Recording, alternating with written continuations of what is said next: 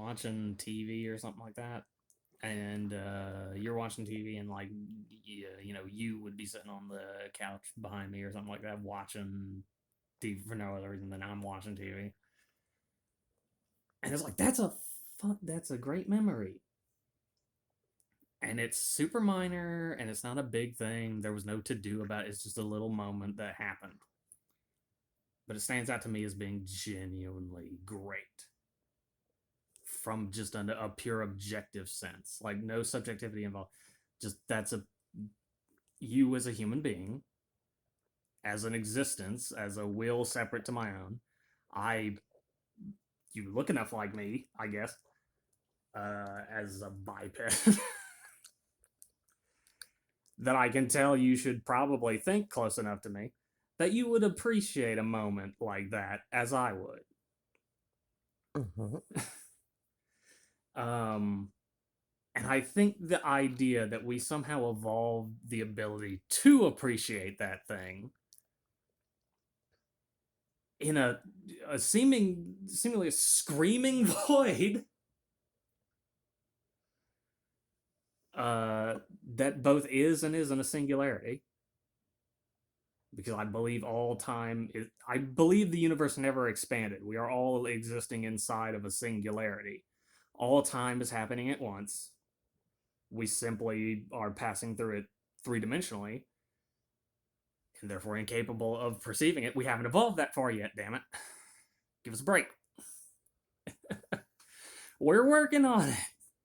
Evolution can only work so fast. It already tries. It's done. God, it's a marvel of a concept. Evolution's managed to try to complete itself, right? That's the end goal of evolution, is to complete itself in the shortest amount of time possible. And the goal of completing itself in the shortest amount of time possible is to go from just particles and atoms to like multicellular life to a creature to then eventually God, right? Achieving a oneness with the singularity and being all things and being God. And yet separate because you're a being of infinite complexity. But anyway, evolution's managed to condense like billions of years of life on Earth in the span of 9 months during human pregnancy. A human goes from essentially two cells joining together and rapidly dividing, evolving from every single being that came before it into a human, well, into a infant. You're not human yet, you fuck. You gotta work for that shit.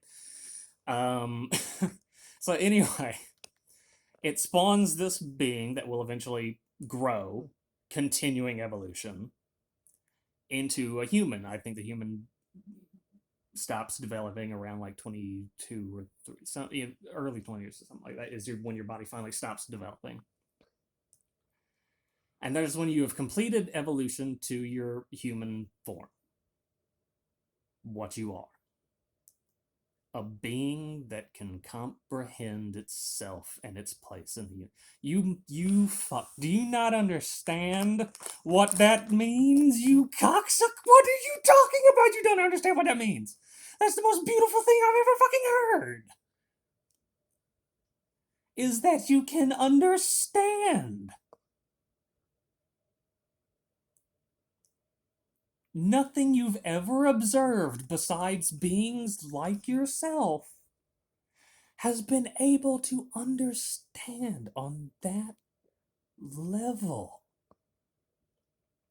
That pure, that reflection of God.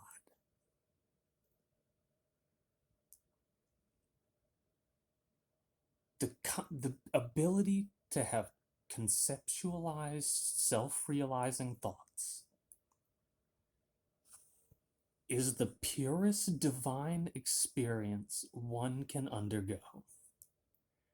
And the fact that people don't appreciate that and understand that everybody else is as confused as you are,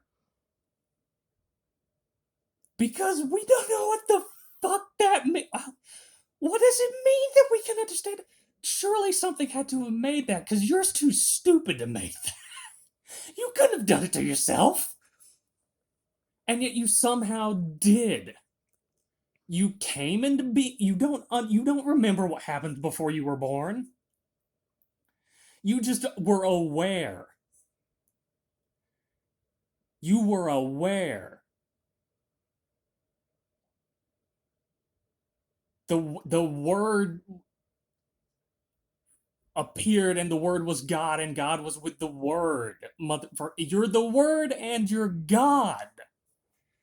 You just came into being, and seemingly, because you have no concept of what happened before you were born, everything else also came into being with you.